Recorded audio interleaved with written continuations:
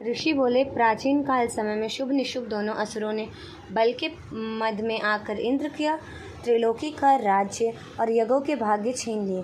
उन्हीं दोनों ने सूर्य, चंद्रमा, कुबेर और वरुण का अधिकार पा लिया। वायु एवं अग्नि का काम भी वे ही करने लगे। देवताओं को तो अपमानित, पराजित एवं राज्य भ्रष्ट करके देव स्वर्ग से निकाल दिया, जिनके अधिकार उन दो असुरों ने छीन लिए थे। वे सभी पराजित देवता अपराजिता देवी का स्मरण करने लगे कि उस देवी ने तो हमें वर दिया है कि आपत्ति काल में मेरा स्मरण करने से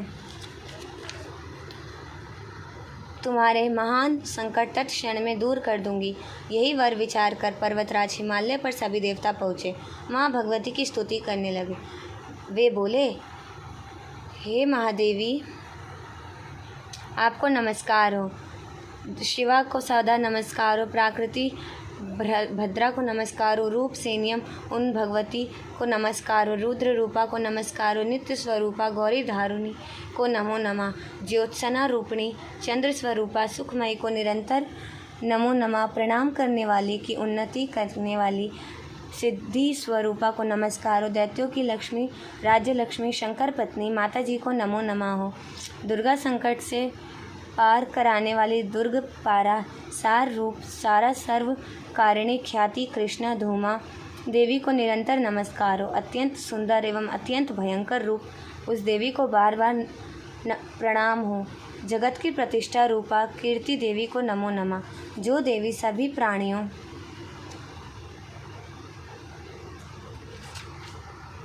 में चेतना कही जाती है, उसे नमस्कार हो, उसे नमस्कार हो, उसे बार बार नमस्कार हो। जो देवी सभी प्राणियों में निद्रा रूप में कही गई है, उसे नमस्कार हो, उसे नमस्कार हो, उसे बार बार नमस्कार हो।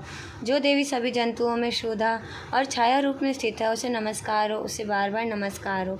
जो देवी प्राणियों में क्षमा, शक्ति तथा तृष्णा रूप से स्थित है, उसे नमस्कार हो, उसे नमस्कार हो, उसे बार बार नमस्कार हो। जो देवी सभी प्राणियों में लज्जा, शांति और श्रद्धा रूप में स्थित है, उसे नमस्कार हो, उसे नमस्कार हो, उसे बार बार नमस्कार हो। जो देवी सभी प्राणियों में क्रांति रूप से स्थित है, उसे नमस्कार हो, उसे बार बार नमस्कार हो। जो देवी सभी प्राणियों में भांति, क्रांति और लक्ष्मी रूप में स्थित है, उसे नमस्कार हो, उसे नमस्कार हो, उसे बार बार नमस्कार हो। जो देवी जी इस सारे जगत को व्यापक होकर चैतन्य रूप में स्थित है, उसे नमस्कार हो, उसे नमस्कार हो, उसे बार बार नमस्कार हो। प्राचीन काल में अपने मनोरथों की सिद्धि के लिए देवताओं ने जिस देवी की स्तुति की, इसी प्रकार कई दिनों तक सूर्यपति इंद्र जिसकी सेवा करता रहा, वह मंगल रूपा परमेश्वरी हमारे मंगल एवं कल्याण करें और हमारी आपत्तियां दूर करें। दुष्ट दैत्यों से संतापित हम संपूर्ण देवता जिस भगवती ईश्वरी को नमस्कार कर रहे हैं और जो भक्तिपूर्वक नम्रता के स्वरूप मनुष्य द्वारा स्मरण की जाने पर उनकी सभी विपत्तियों का नाश कर देती हैं, वे हमारी भी सभी विपत्तियां दूर करें। ऋषि बोले, हे राजन, देवता लोग जब इस प्रकार भगवती की स्तुति कर रहे थे, उस समय श्री गंगा जी के जल में स्नान करने के लिए श्री पार्वती जी आई। उस समय सुंदर भुवों वाली पार्वती जी ने देवताओं से पूछा, कहा कि आप लोग किसकी स्तुति कर रहे हो। जब उसके शरीर कोष से प्रकट होकर शिवा बोली, ये देवता तो शुभ दैत्यों से सताए हुए एवं संग्राम में निशुभ से पराजित हुए मिलकर मेरी ही स्तुति कर रहे हैं। श्री पार्वती जी के शरीर कोष से श्री अंबिका जी का प्राकट्य हुआ। इसी कारण सारे संसार में कौशिकी नाम से प्रसिद्ध हुई। इस प्रकार जब कौशिकी प्रकट हुई, तब पार्वती जी शिव रूप में काली हो गई। हिमाचल में रहने के कारण इसका कालिका नाम विख्यात हुआ। उसकी निरंतर शुभ निशुभ को नौकर चंड तथा मुंड ने वहाँ आकर उस अंबिका देवी को देखा, जो उस समय परम सुंदर रूप धारण कर रही थी। उन दैत्यों ने शुभ दैत्य को जाकर कहा कि हिमालय को अपनी क्रांति से प्रकाशित करती हुई परम सुंदर स्त्री वहाँ पर बैठी है।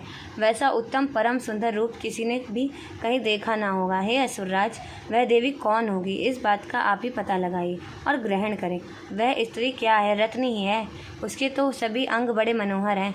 अपनी दिव्य क्रांति से दिशा को प्रकाशित कर रही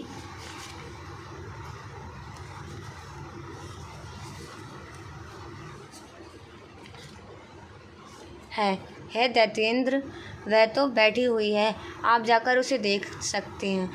प्रभु, जैसे भी हो आप उसे ग्रहण कीजिए।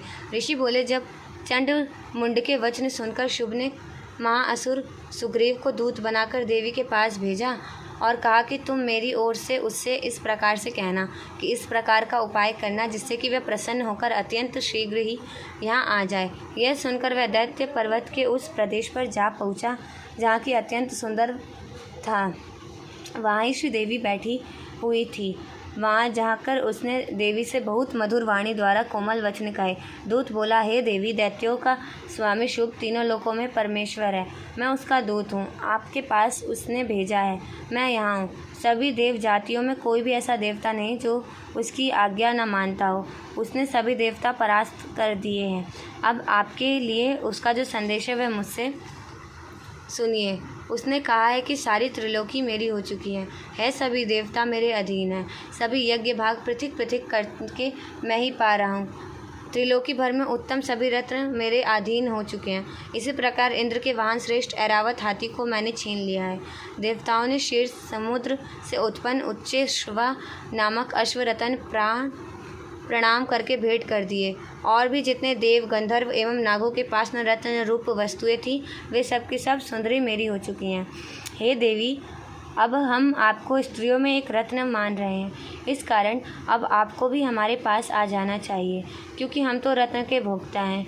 अब तुम्हारी इच्छा है, मुझे अथवा मेरे पराक्रमी भ्राता निशुभ को इन दोनों में से किसी एक को वर लो, क्योंकि तुम रत्न रूप हो। मेरे साथ विवाह कर लेने से तुम्हें अतुल्य ऐश्वर्य प्राप्त हो जाएगा।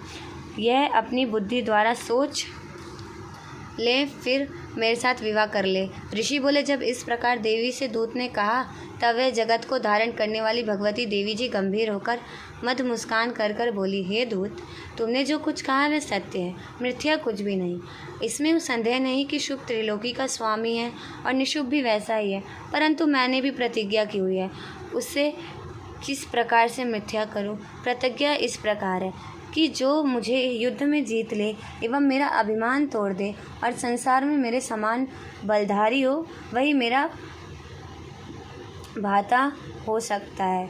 शुभ आए अथवा महाअसुर निशुभ आ जाए, मुझे जीतकर मेरी शीघ्रता से परिग्रहण करें। दूत बोला, हे देवी, तुम्हें अभिमान है जो इस प्रकार की बातें मेरे सामने कर रही हो। कहो भला, त्रिलोकी में ऐसा कौन सा पुरुष है जो शुभ निशुभ का सामना कर सके। सारे देवता दूसरे दैत्यों का सामना भी ना कर सकते, तू तो स्त्री है, फिर अकेली है। युद्ध भूमि में इंद्रादिक सभी देवता जिन शुभ आदि दैत्यों के सामने ना ठहर सके, भला तू स्त्री होते हुए उनका सामना कैसे कर सकेगी।